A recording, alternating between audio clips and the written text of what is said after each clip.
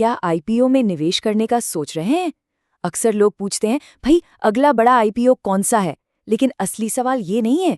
असली सवाल तो ये है कि किसी भी आईपीओ को ठीक से एनालिसिस कैसे किया जाए। देखिए, इसके लिए सबसे जरूरी टूल कोई स्टॉक टिप नहीं है, बिल्कुल नहीं।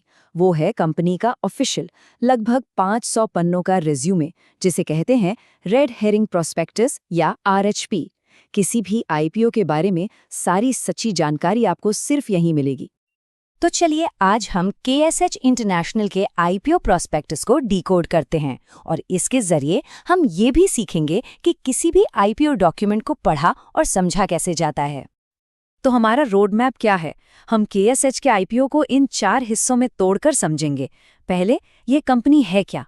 फिर आईपीओ ऑफर में क्या खास है? इसके बाद कंपनी की फाइनेंशियल हेल्थ कैसी है? और आखिर में इसकी ताकत और कमजोरियां क्या हैं? तो शुरुआत करते हैं सबसे पहले और बेसिक सवाल से। आखिर ये केएसएच इंटरनेशनल करती क्या है? तो केएसएच इंटरनेशनल का मेन बिजनेस है मैग्नेट वाइंडिंग वायर्स बनाना। अब ये क्या चीज़ है? आसान भाषा में कहें तो ये वो तारें हैं जो किसी भी मोटर, ट्रांसफार्मर या जनरेटर का, समझ लीजिए, दिल होती हैं। कंपनी 2 मॉडलों पे काम करती है। एक, सीधा सामान बेचना, रॉ मटेरियल खरीदा, प्रोडक्ट बनाया और बेच दिया। और दूसरा है जॉब वर्क, मतलब ग्राहक अपना रॉ मटेरियल देता है और केएसएच सिर्फ उसे प्रोसेस करने के पैसे लेती है। और इनके प्रोडक्ट्स खरीदता कौन है? देखिए, इनका कस्टमर बेस कितना डाइवर्सिफाइड है।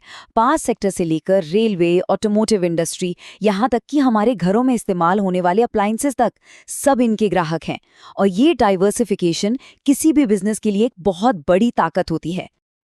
चलिए, अब आते हैं सबसे जरूरी सवाल पर। आखिर कंपनी ये पैसा बाजार से क्यों उठा रही है और इस पैसे का होगा क्या? तो आईपीओ का टोटल ऑफर साइज है 7,100 मिलियन रुपए। काफी बड़ा नंबर है ना? लेकिन इस नंबर से भी ज्यादा जरूरी ये है कि इसका ब्रेकडाउन क्या है। और यहाँ पर कहानी इंटरेस्टिंग हो जाती है। इस आईपीओ में 2 हिस्से हैं, फ्रेश इशू और ऑफर फॉर सेल यानी ओएफएस। फ्रेश इशू है 4,200 मिलियन का। ये वो पैसा है जो सीधा कंपनी के पास जाएगा उसकी ग्रोथ के लिए। लेकिन दूसरा हिस्सा है ओएफएस, 2,900 मिलियन का। ये पैसा कंपनी को नहीं मिलेगा। ये सीधा मौजूदा शेयर होल्डर्स यानी प्रोमोटर्स की जेब में जाएगा, क्योंकि वो अपने शेयर्स बेच रहे हैं। तो ऑफर का 40% से ज्यादा हिस्सा कंपनी के काम नहीं आने वाला। ये एक बहुत जरूरी पॉइंट है। तो वो जो फ्रेश इश्यू वाला पैसा है, कंपनी उसका करेगी क्या? इसका जवाब आरएचपी के एक सेक्शन में मिलता है जिसे कहते हैं objects of the issue. Basically ये कंपनी का ऑफिशियल स्पेंडिंग प्लान है। तो केएसएच ने क्या बताया है? वो इस पैसे का इस्तेमाल करेंगे कैपिटल एक्सपेंडिचर के लिए, यानी नए प्लांट और मशीनरी पर खर्च, कुछ पुराने लोन्स चुकाने में, अपनी वर्किंग कैपिटल की ज़रूरतों को पूरा करने में और बाकी जनरल कॉर्पोरेट मकसद के लिए। देखा जाए तो ये पैसे इस्तेमाल करने के स्टैंडर्ड तरीके हैं। अब आईपीओ के टाइम पर ना जीएमपी यानी ग्रे मार्केट प्रीमियम की बहुत चर्चा होती है, लेकिन असली कहानी, असली हेल्थ तो कंपनी के फाइनेंशियल रिपोर्ट कार्ड में छिपी होती है। तो चलिए अब केएसएच के नंबर्स चेक करते हैं। सबसे पहले देखते हैं रेवेन्यू यानी कंपनी की टोटल सेल्स।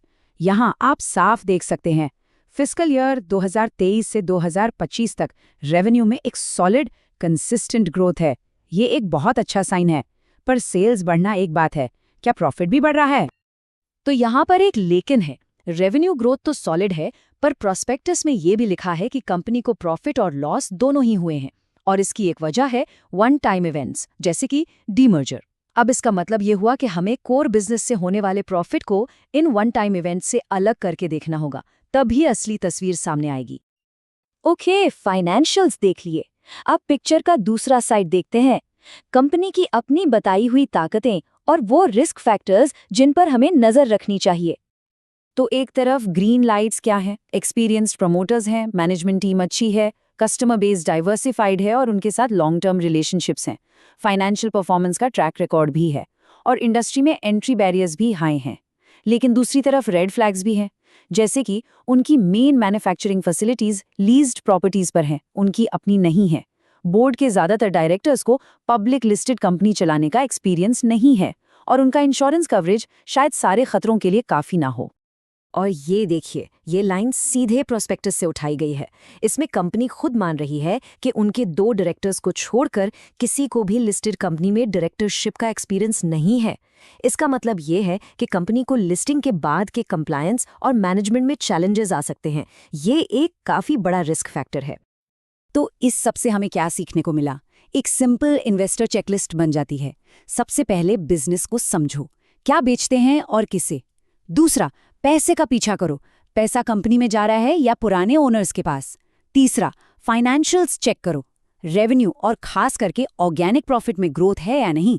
और चौथा, रिस्क्स को ताकत के सामने तौल कर देखो। बस इन 4 चीज़ों से किसी भी आईपीओ की एक क्लियर पिक्चर बनाई जा सकती है। तो आखिर में एक सवाल, जब हम किसी कंपनी में इन्वेस्ट करने की सोचते हैं तो हमें किस चीज को ज्यादा वजन देना चाहिए? कंपनी के पास्ट परफॉर्मेंस को या उसके फ्यूचर में आने वाले रिस्क्स को? इस पर जरूर सोचिएगा।